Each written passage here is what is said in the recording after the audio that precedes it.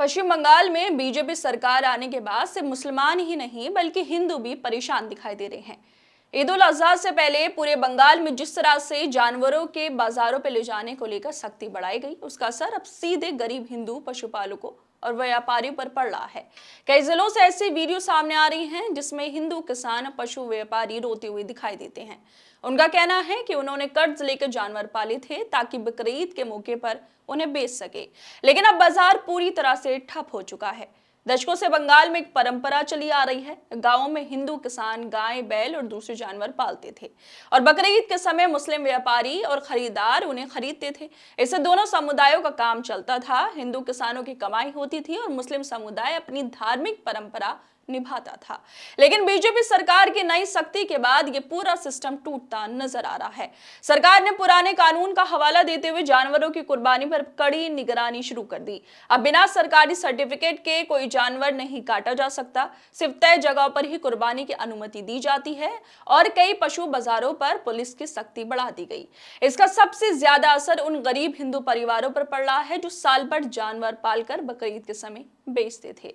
Social media पे viral हो रही कई वीडियो में हिंदू व्यापारी खुलकर बीजेपी सरकार के खिलाफ बोलते नजर आ रहे हैं। खुद हिंदू भी अब बीजेपी के खिलाफ हो गए। आपको भी एक वीडियो दिखाते हैं, इस वीडियो को देखिए पहले। না তো গলায় দড়ি দিতে বলো আর না হলে বিষ আনতে বলো। বিষ তো ফ্রি পয়সায় পাওয়া যাচ্ছে। রেখা তো ও গরু লাগাচ্ছে, কোন আক্কেলে ও খাওয়া দিতে পারবে? এককাল গোবর ফেলতে পারবে? আমার 5 লাখ টাকা লোন নেওয়া, সব মহিলারা এসে আমার বাড়িতে এসে বলছে লোন শোধ করো। আমি কি করে করব? চলো আমার বাড়িতে কি অবস্থা।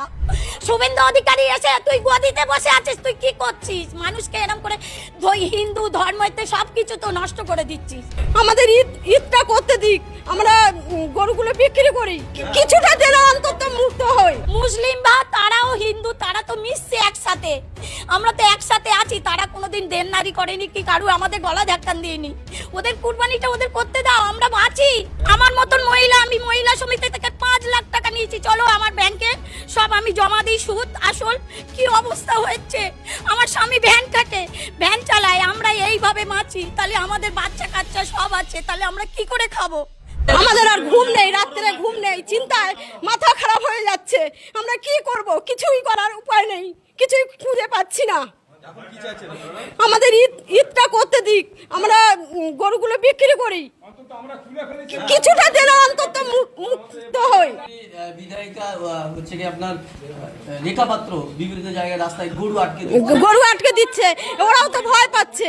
উনি মহিলা হয়ে একটা মহিলাদের কিভাবে কষ্ট দেয়, কিভাবে এরকম করে।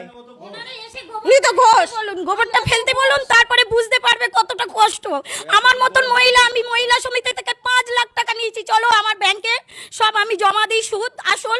কি অবস্থা হচ্ছে, আমার স্বামী ভ্যান কাটে, ভ্যান চালায়, আমরা এইভাবে বাঁচি। তাহলে আমাদের বাচ্চা কাচ্চা সব আছে, তাহলে আমরা কি করে খাবো, কি করে করব?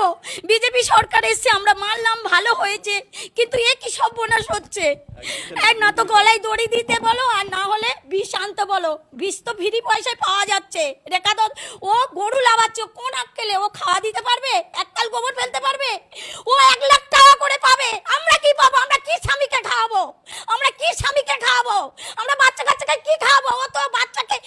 तो देखा आपने, इस वीडियो में इस महिला की आंखों में आंसू हैं जो साफ दिखाते हैं कि नए नवेले मुख्यमंत्री शुभेंदु अधिकारी के फैसले से कितना ये लोग दुखी हैं।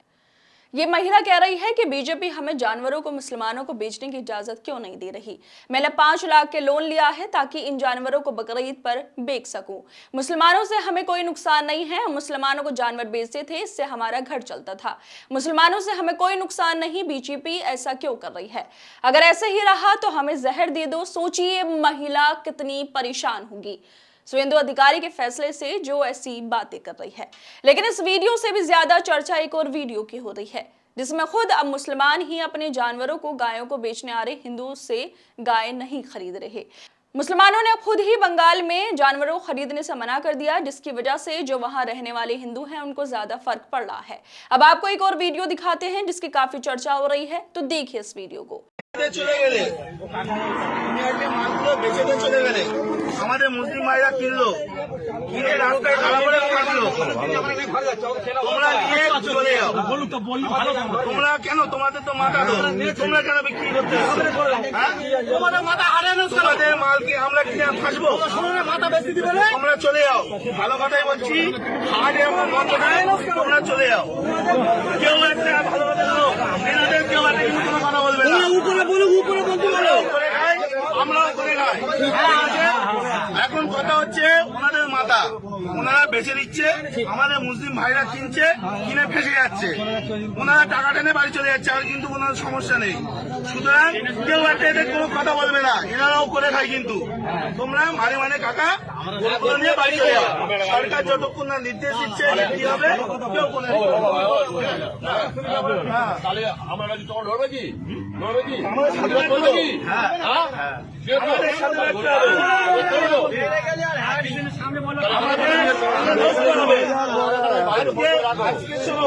আজকে ভারতবর্ষে এই গরু এক্সপোর্টের দ্বিতীয় নম্বরে, আর আমরা আজকে করছি অপরাধ আমরা করে ফেলেছি।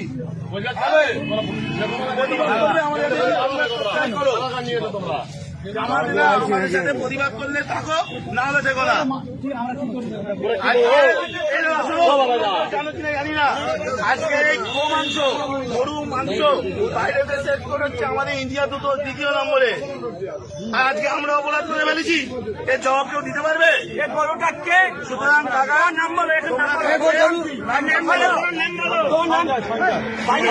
সঞ্জয়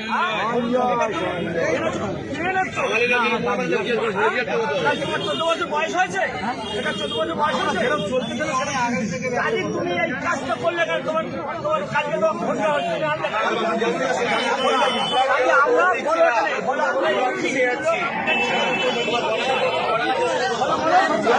तो देखा आपने, इस वीडियो में साफ साफ सुना जा रहा है कि जो हिंदू व्यापारी अपनी गाय को मंडी में लेकर आए हैं उनसे कहा जा रहा है आप अपनी गाय वापस ले जाइए, ये कुर्बानी की मंडी है, यहां से ले जाइए। शुभेंदु अधिकारी के नए नियम कायदे का असर सिर्फ व्यापार पर नहीं बल्कि गांवों की सामाजिक एकता पर भी पड़ रहा है। बंगाल लंबे समय से हिंदू मुस्लिम भाईचारे के लिए जाना जाता है। गांव में दोनों समुदाय मिलकर रहते हैं, एक दूसरे के त्योहारों में शामिल होते थे और व्यापार भी साथ चलता था। लेकिन अब राजनीति ने दोनों समुदायों के बीच एक दीवार लाकर खड़ी कर दी है। कई हिंदू पशुपालकों का कहना है कि उन्होंने बैंक और साहूकारों से कर्ज लेकर जानवर खरीदे थे। उन्हें उम्मीद थी कि बकरीद पर अच्छे दाम मिलेंगे और उनका साल भर का खर्च निकल जाएगा। लेकिन अब हालात ये हैं कि ये रोज मंडी जा रहे हैं और खाली हाथ लौट रही हैं। बीजेपी सरकार का कहना है कि वो सिर्फ कानून का पालन करा रही है और अवैध पशु व्यापार पर रोक लगा रही है, लेकिन जमीनी स्तर पर जो तस्वीर सामने आ रही है उसमें सबसे ज्यादा परेशान गरीब हिंदू किसान और व्यापारी दिखाई दे रहे हैं। लोग सवाल उठा रहे हैं कि अगर बाजार ही बंद हो जाएंगे तो उन परिवारों का क्या होगा जो पूरी तरह इस कारोबार पर निर्भर हैं। गांवों से लगातार वीडियो सामने आ रही हैं जिसमें हिंदू व्यापारी और किसान सरकार से गुहार लगाते नजर आ रहे हैं। कोई रो रहा है, कोई कर्ज का दुख बता रहा है। आज बंगाल में ये मुद्दा सिर्फ धर्म का नहीं है बल्कि रोजी रोटी का बन चुका है। जिन हिंदू परिवारों ने सालों से जानवर पालकर अपना घर चलाया, आज वही लोग सबसे ज्यादा मुश्किल में दिखाई दे रहे हैं। बाजार सूने हैं, खरीदार गायब हैं और व्यापारी परेशान होकर सड़कों पर उतर आए हैं। सोशल मीडिया पर वायरल हो रही इन वीडियो ने पूरे बंगाल में बहस छेड़ दी है। इसी बीच एक और वीडियो देख लीजिए। इस वीडियो में आप देख सकते हैं कि सिर्फ व्यापारी खड़े हैं अपने जानवरों को लेकर। जानवर बंधे हुए हैं, काफी सारी संख्या में नजर आ रही हैं, लेकिन उन्हें खरीदार नहीं मिल रहा, यानी उन्हें खरीदने वाला कोई है ही नहीं, क्योंकि सरकार की सख्ती का असर सिर्फ मुसलमानों पे नहीं बल्कि हजारों हिंदू परिवारों पर पड़ रहा है जिसकी जिंदगी इस कारोबार से जुड़ी हुई थी। अब सवाल यही उठ रहा है कि क्या राजनीति और सख्ती के बीच गरीब किसानों व्यापारियों की आवाज कोई सुनेगा या नहीं। और आखिरकार शुभेंदु अधिकारी अपने राज्य में दुखी हिंदुओं के लिए अब क्या कर पाते हैं। हर दोस्तों, आप लोगों को क्या लगता है इस वीडियो को लेकर? हमें अपनी राय जरूर दें और बाकी तमाम खबरों को देखने के लिए जुड़े रहिए हमारे साथ।